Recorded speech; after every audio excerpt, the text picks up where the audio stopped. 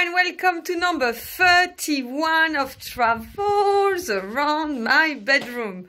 So as I promised you yesterday, I'm going to take you on a trip to Peru. We're going back to Cuelap, and I'm going to talk to you about the experience that I had taking Wachuma, taking San Pedro.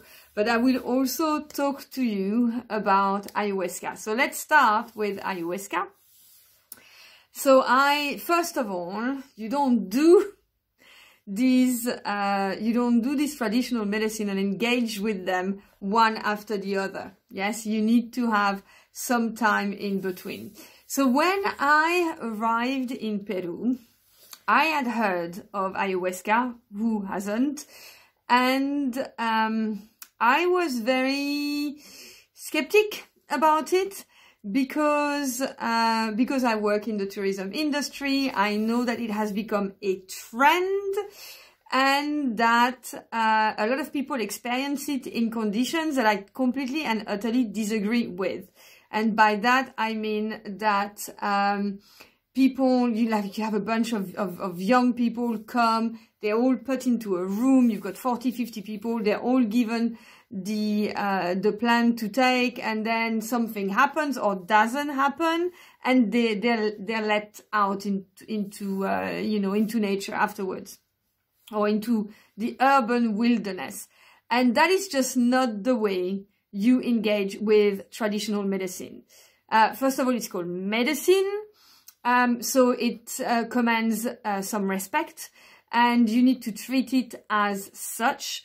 And in order to do that, it's not something that you do as an experience to tick the box. It's something that you do because you know that there is something that you want to heal in yourself and because you are ready.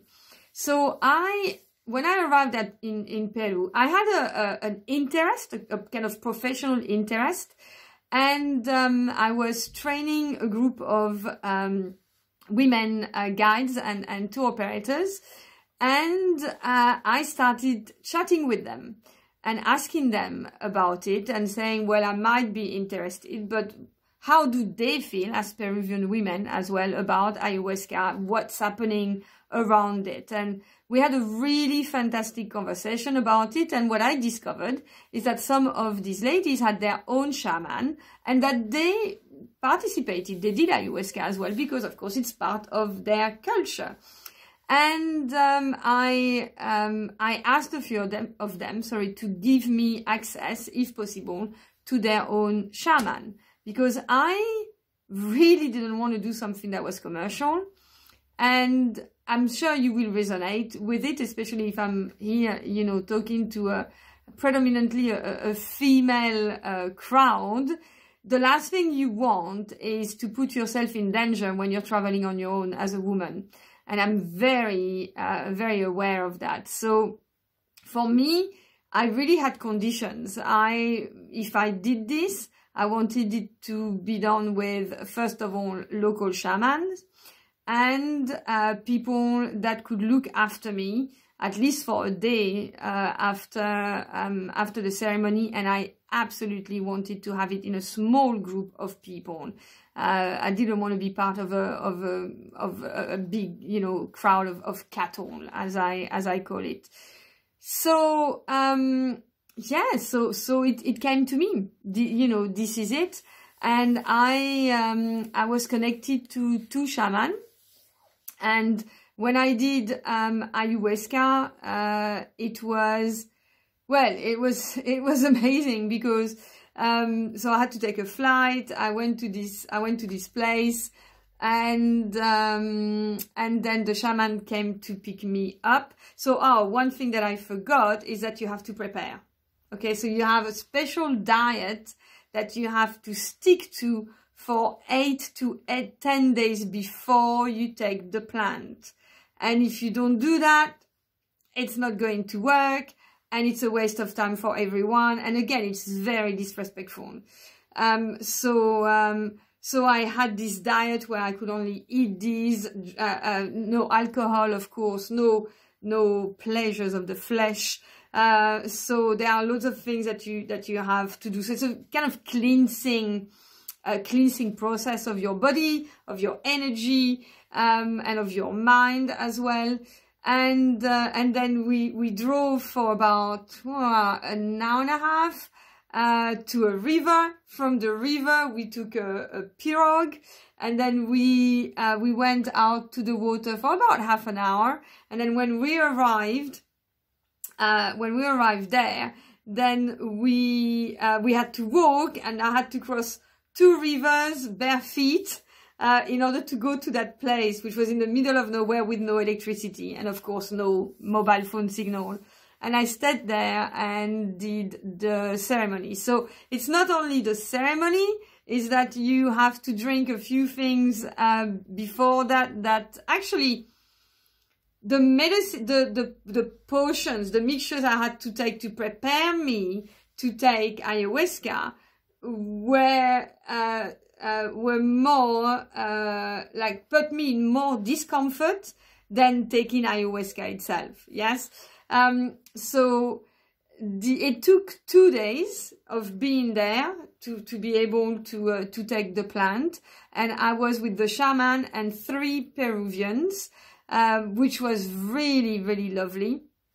And the ceremony was great. I'm just seeing that it's 6 minutes. I want to warn everyone that it's going to probably be a 15 minutes one today. Sorry. And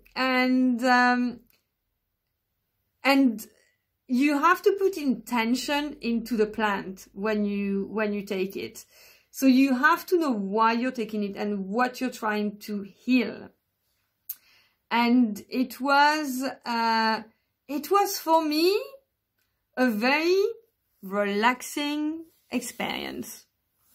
We lay on the mat. It was at night, and virtually for me, nothing really happened until the end of the ceremony.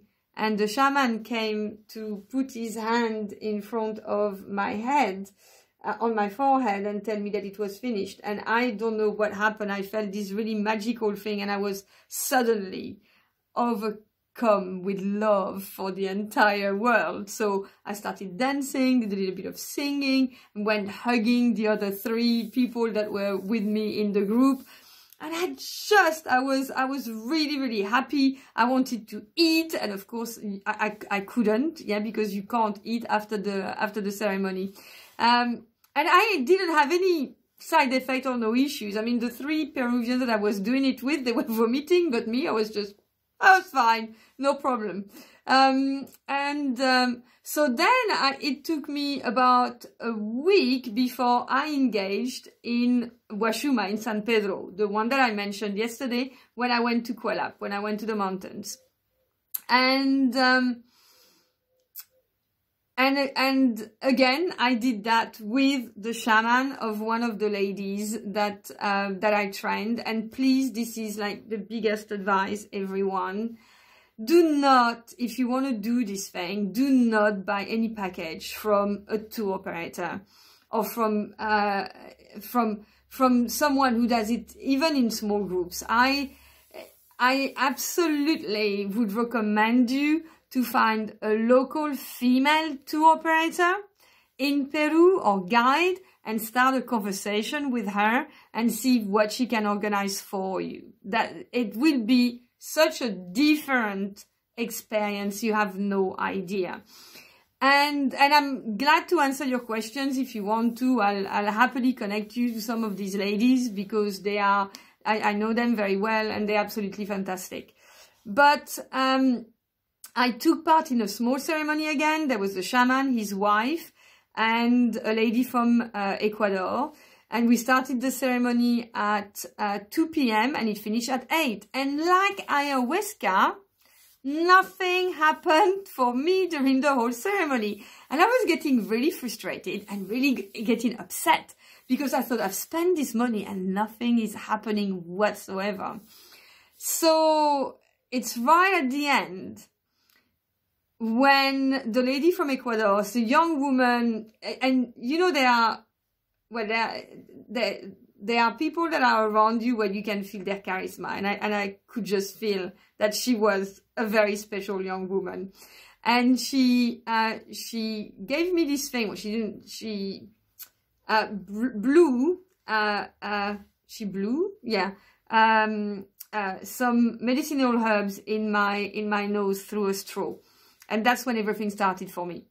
So I don't know if it was the mixture of San Pedro and that and the frappe, I think it's called, that did it. But I just woke up and I started having this emotional reaction to it, where I was crying and crying and crying. So, you know, obviously, again, when I drank the medicine, by the way, ayahuasca was really nice for me. I didn't have an issue with the taste of it. Wachuma, oh my God, oh my God, oh my God. It's the most vile and disgusting thing ever. But you have to swallow this thing. And I could feel there was an inner voice. There was someone inside me that was talking to my heart. And I could feel the pain of it. Was a woman that was talking to me.